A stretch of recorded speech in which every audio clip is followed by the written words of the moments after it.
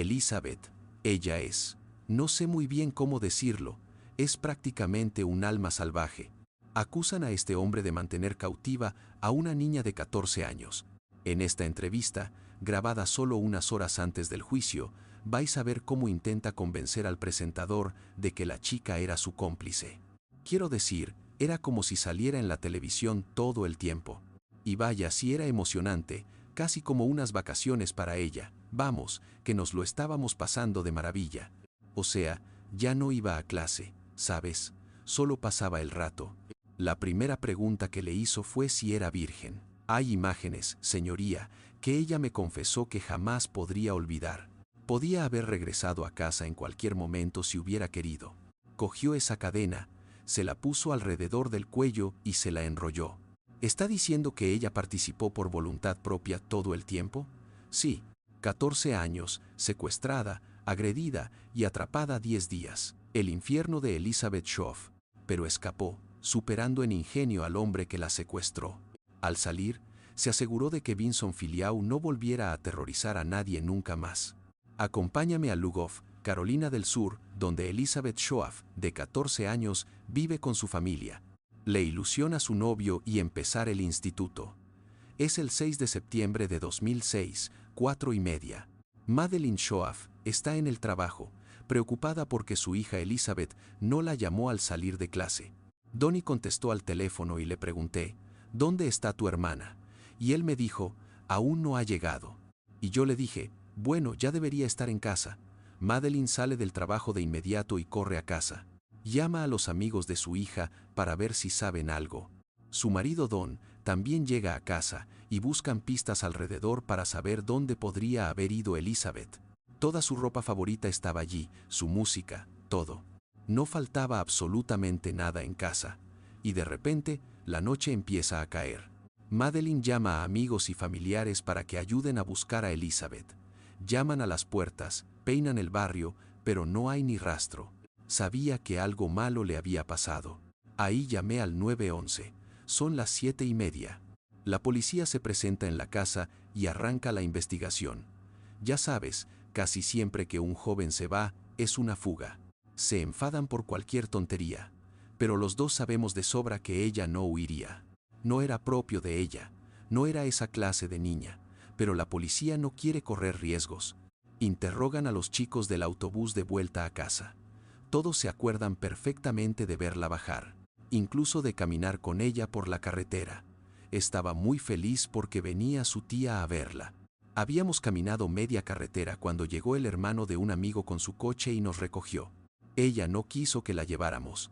En ese momento nadie sabía nada. Es como si se hubiera esfumado. El 7 de septiembre arranca una búsqueda a gran escala. Perros de rastreo, apoyo aéreo y quads. Las televisiones locales se hacen eco de la noticia y difunden su foto. Elizabeth Shove se bajó del autobús y se esfumó. Fue al Instituto Lugov Elgin el miércoles vistiendo la ropa que ven en pantalla. Solo quiero que mi niña vuelva a casa. Si alguien la ve, por favor. El sheriff ha montado. Una oleada de voluntarios acude a peinar la zona y repartir folletos.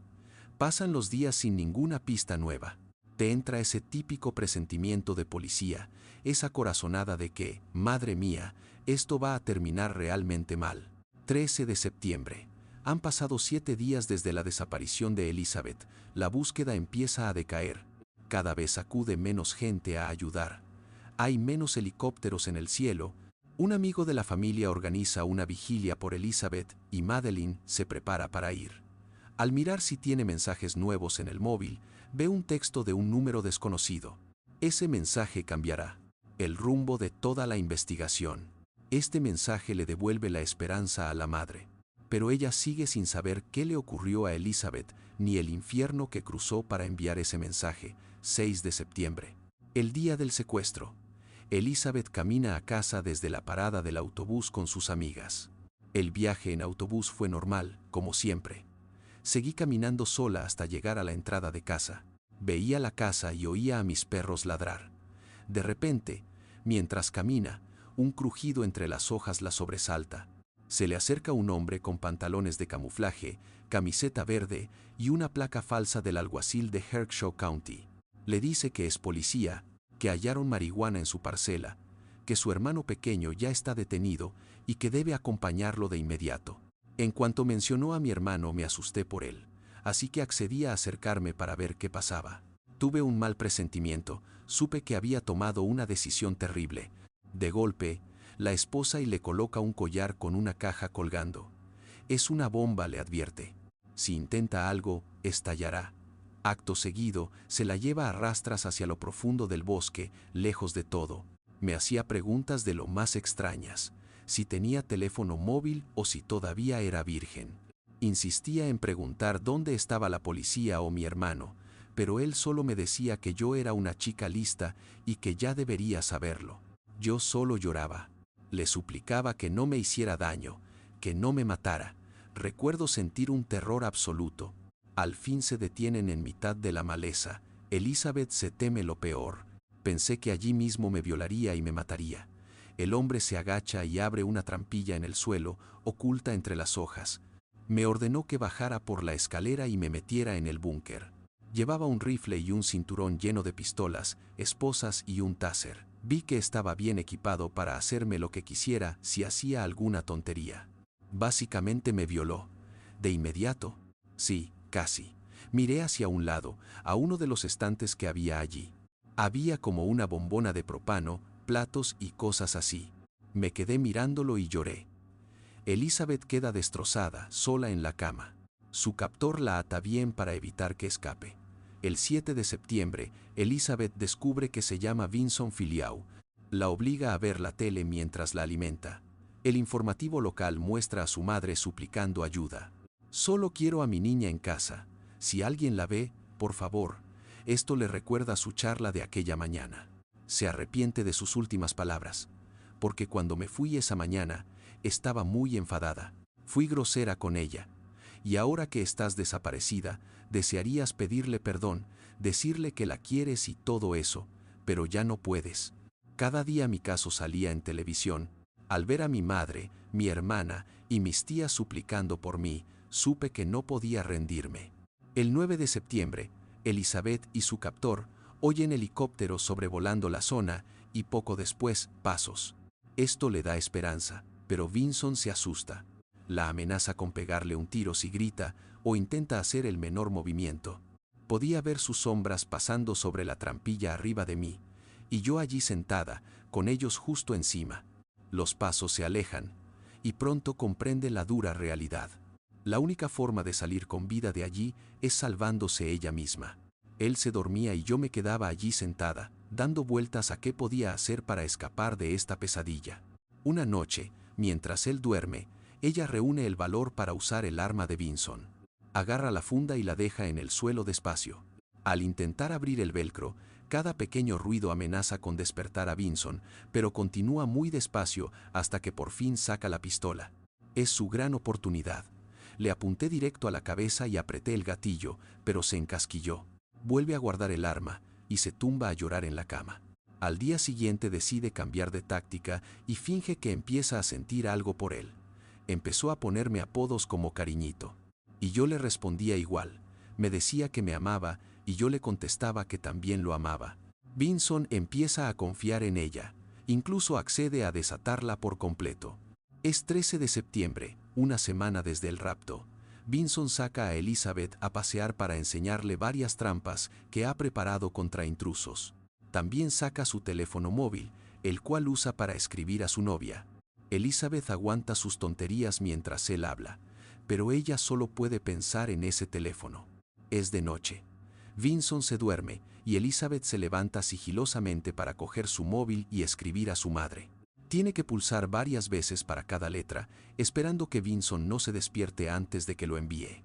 Tras pulsar enviar, el mensaje sale como fallido.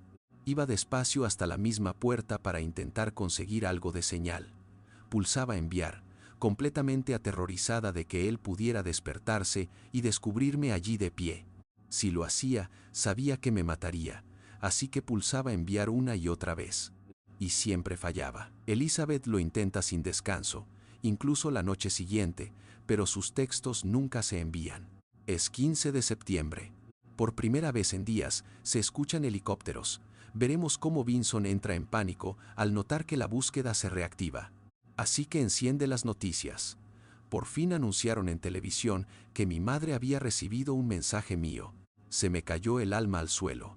Me preguntó directamente si era yo y empecé a llorar diciéndole que le quería, que jamás le traicionaría. Se notaba perfectamente que intentaba ordenar sus ideas, planeando con desesperación qué hacer para salvar su propio pellejo.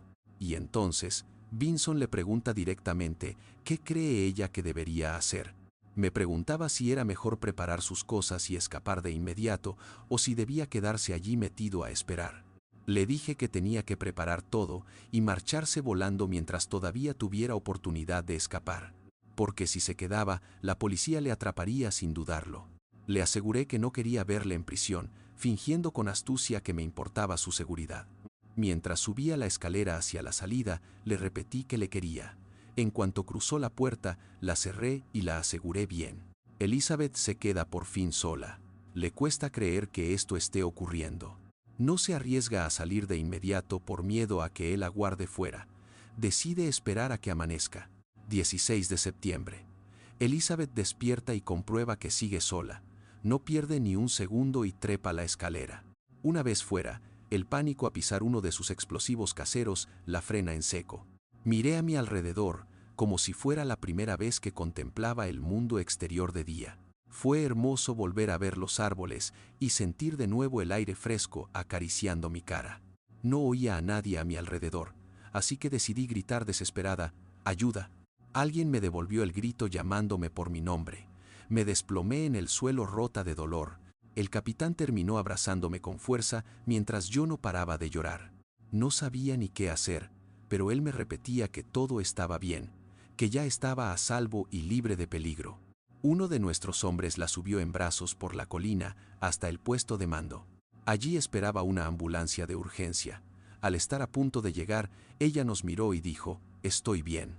Se bajó por su propio pie y empezó a avanzar sola repitiendo con orgullo, «Saldré de aquí caminando». Hacia las 7:30 veo aparecer la furgoneta blanca. Me quedé sin palabras.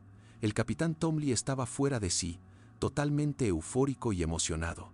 Se notaba que había estado llorando. Nos anunció que la habían encontrado y yo rompí a gritar de alegría. Sentí una felicidad inmensa. De verdad, era incapaz de contener mis lágrimas en ese momento. Abrazar de nuevo a mis padres fue lo mejor del mundo, sentir los brazos de mi madre protegiéndome. Saber que volvía a estar con ella y que ya no tendría que sufrir más por mi culpa. En Carolina del Sur, una niña de 14 años regresa hoy a casa tras una pesadilla indescriptible. La policía confirma que fue secuestrada por un hombre que abusó de ella y la encerró bajo tierra. Elizabeth está a salvo, pero descubriremos que Vinson Filiau sigue prófugo. Horas después, una mujer alerta a la policía tras toparse con el fugitivo mientras intentaba robarle el coche. Llevaba un enorme cuchillo colgado del cinturón. Apenas pude vislumbrar su rostro bajo la gorra. Le reconocí por internet. Le grité de todo por hacer algo tan horrible delante de mi hijo y hacerle pasar por ese infierno. Ya le había hecho daño a otra niña. Tenía claro que no iba a darle mis llaves. Y él dijo, olvídalo, y empezó a correr por la acera. La policía actúa con rapidez y logra localizarlo unas horas después. Vinson tardó apenas un minuto en negarlo absolutamente todo. Decía que todo era mentira, que al final se sabría la verdad. Vinson concedió una entrevista a Keith Morrison de Dateline horas antes del juicio. Al final, todo saldrá en el juicio. Elizabeth, ella es. No sé cómo decirlo. Es una persona bastante salvaje. ¿Estás diciendo que ella colaboró voluntariamente todo el tiempo? Sí. Elizabeth apenas tiene tiempo de asimilar los 10 traumáticos días en el búnker con Vinson Filiau cuando ya debe encararlo en el tribunal. Pero como ella misma dijo, yo quería ir. Era raro mirar a Vinson. En el fondo me sentía feliz porque sabía que estaba encerrado y que yo estaba allí, libre en la sala, mientras él seguía preso. Lo único que pide, señoría, es que lo condene para que esto jamás le vuelva a ocurrir a nadie más. A excepción del asesinato, no concibo crímenes más repulsivos que estos 17 cargos y acusaciones formales presentados contra usted. Todas las condenas se cumplirán de forma consecutiva. Buena suerte, caballero. Vincent Filiau fue condenado a 421 años de prisión sin posibilidad de libertad condicional. Recuerdo a Elizabeth diciendo, le vencí. Y yo le respondí, sí, lo hiciste, le venciste, lo derrotaste de verdad. Suelo pensar en eso porque no quiero olvidarlo, es una gran hazaña que no cualquiera habría logrado superar. Me hace sentir bien saber que fui capaz de sobrevivir a una experiencia de esa magnitud. ¿Cómo se atraviesa un infierno así durante 10 días enteros y se sale al otro lado con semejante fortaleza? No existe ningún manual de instrucciones que le dijera qué debía hacer allí abajo. Quizás ahora sí lo haya, porque ella dio los pasos correctos, aunque no creo que nadie logre superar del todo una experiencia semejante. Siempre estará ahí presente. Pero con el paso de los años, las cosas se vuelven más fáciles. Hoy es una madre cariñosa, agradecida por su hermosa y nueva vida. Intento vivir cada momento al máximo, y ahora que tengo un hijo, por supuesto, quiero asegurarme de darle la mejor vida posible.